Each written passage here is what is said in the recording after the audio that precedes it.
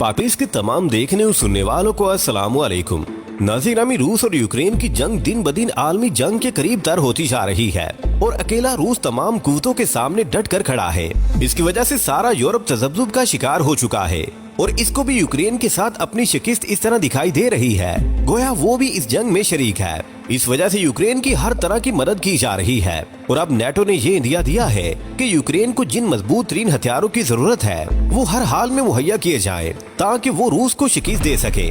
प्यार दोस्तों, यहाँ मामला यूक्रेन के बचाव का हरगिज नहीं है, न ही नेटो को यूक्रेन से कोई दिली हमदर्दी है। इनको तो ये बात मार रही है कि रूस अगर यूक्रेन पर फतह हासिल कर लेगा तो अमेरिकी मनापली खत्म हो जाएगी और इसको सुबकी उठाना पड़ेगी। जिस तरह वो अफगानिस्तान से निकला था उसी तरह अब यूक्रेन की मदद इस तरह कर रहा है जिस तरह इसने अफगानिस्तान हुकूमत की थी और तालिबान के खिलाफ इसको ताकत मुहैया की थी। इस तरह अब यूक्रेन की मदद रूस के खिलाफ की जा रही है। असल मकसद पहले भी यूक्रेन की हमदर्दी नहीं था बल्कि ये था कि रूस को शिकस्त दी जाए। अमेरिका इसी तरह चीन के खिलाफ कभी भारत को कभी ताइवान को उकसाता है ताकि वो चीन के खिलाफ कोई ना कोई कार्रवाई करते रहें और इसको कमजोर करने की कोशिश करें। नाज़रीन, यहाँ ये बात भी बताते चलें कि यूक्रेन के सदर ज़ेलेंस्की बात बात पर ये मुतालबा करते दिखाई देते हैं कि हमें रूस से बचाना है तो हथियार भी रूस के मुताबिक दिए जाएं। इस वजह से नेटो भी ये सोचने पर मजबूर है कि यूक्रेन को हथियार दिए जाएं। लेकिन रूस भी नेटो की इस हरकत से आगाह है और इसने बारहा कहा है कि जो भी यूक्रेन की मदद करेगा उसके साथ निपटा जाएगा और उसे ऐसा सबक सिखाएंगे कि उसकी नस्लें भी याद रखेंगी। और इसने बयान दिया है कि नेटो रूस की सलामती के लिए खतरा बन रहा है जो हम बर्दाश्त नहीं करेंगे। दूसरी तरफ रूस की तरफ से एक गलती हुई है जिससे रूस को बड़ा नुकसान पहुंचा है। एक खबर के मुताबिक रूस के अपने ही एक त्यारे ने अपने ही शहर में बम फेंक दिया जिससे इस इलाके में 60 फुट गहरा गड्ढा बन गया और कई एक इमारतें जमीन बोस हो गयीं और बहुत सी गाड़ियां भी जल गयीं। खबर के मुताबिक रूस का एक त्यारा Su-35 परवाज पर था कि इसने अपने ही इलाके में गलती से बम फेंक दिया जिसकी वजह से बहुत तबाही हुई है। इस बम की सीसीटीवी फुटेज भी जारी कर दी गई है जिसमें देखा जा सकता है कि किस कदर तबाही हुई है। नाज़रीन, यूक्रेन ने रूसी टैंक के परखचे उड़ा दिए हैं। ये भी खबर आ रही है कि इसने अपने टैंकों की मदद से रूसी टैंक को तबाह कर दिया है। दूसरी तरफ हमने बताया था कि प्यूटन के इंटरनेशनल कोर्ट की तरफ से वारंट गिरफ्तारी जारी किए गए हैं। इस वजह से ब्रिक्स की जो मीटिंग जनूबी अफ्रीका में हो रही है उसमें प्यूटन की भी शिरकत है। लेकिन प्यूटन से कहा गया है कि वो वीडियो लिंक के जरिए इसमें शरीक हो सकते हैं, इसलिए कि इस वारंट की वजह से इनको गिरफ्तार भी किया जा सकता है। लेकिन प्यूटन ने कहा है कि मैं इस कॉन्फ्रेंस में जरूर शिरकत करूंगा और इसकी तैयारी के लिए इन्होंने अपनी टीम को हरावल के तौर पर जनूबी अफ्रीका में भिजवा दिया है जो लाइन क्लियर होने की गारंटी देगी। उसके बाद प्यूटन इस कॉन्फ्रेंस में शरीक होंगे। यहाँ ये भी बताते चलें कि बहुत से मुल्कों ने प्यूटन की शिरकत के खिलाफ बयान दिया है और कहा है कि इनको इसमें शामिल न किया जाए।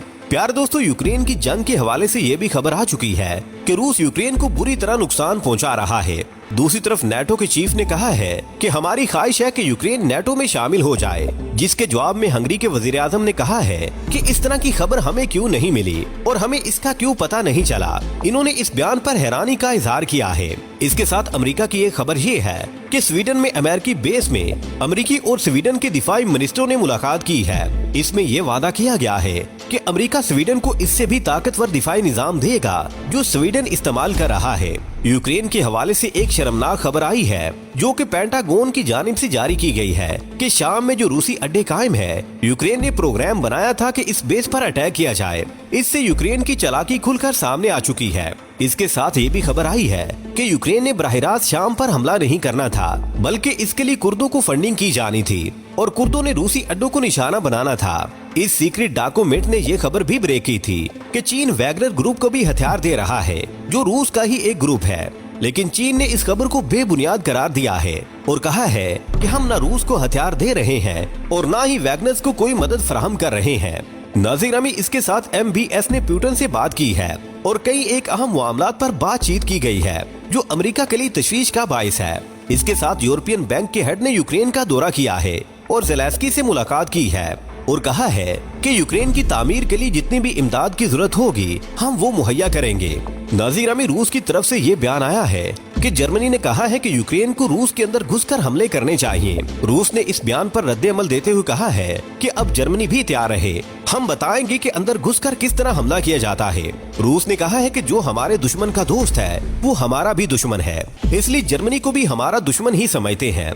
दूसरी तरफ फ्रांस ने यूक्रेन के इस मुतालबे को रद्द कर दिया है, जिसमें यूक्रेन ने फ्रांस से कहा था कि हमें बेलारूस की साइट्स की इमेज मुहैया की जाए ताकि हम इनकी मदद से बेलारूस को निशाना बना सकें। लेकिन फ्रांस ने इस मुतालबे को रद्द कर दिया और कहा कि हम इस किस्म की कोई हरकत नहीं कर सकते। इसके साथ अल्बानिया की एक खबर ये है कि अल्बानिया ने रूसी बाशिंदों को अल्बानिया में दाखिले से रोक दिया है और कहा है कि अब किसी भी रूसी को अल्बानिया का वीजा जारी नहीं किया जाएगा। रूस ने ये भी वार्निंग दी है कि हम इससे भी ज्यादा खतरनाक हथियार बना रहे हैं जो अनकरीब मंजरेआम पर आ जाएंगे। इसके साथ हमने पहले भी बताया था कि रूस में आग लगने के वाकयात तसलसल के साथ जारी हैं, लेकिन हुकूमत इसकी कोई वजह नहीं बता रही कि ये आग कैसे लग जाती है और कौन लगाता है। और हैरत की बात है कि अभी तक किसी ने इस आग की जिम्मेदारी कबूल भी नहीं की और ना ही कोई पकड़ा गया है। प्यारे दोस्तों, आज की वीडियो में बस इतना ही। हमें आज भी पूरी उम्मीद है कि आज की ये वीडियो भी आपके इल्म में इजाफे का बाइस बनी होगी। वीडियो पसंद आने की सूरत में इसे लाइक कीजिए, दोस्तों से शेयर कीजिए और कमेंट सेक्शन में हमें अपनी कीमती राय से जरूर आगाह रखिएगा। अल्लाह निगहबान।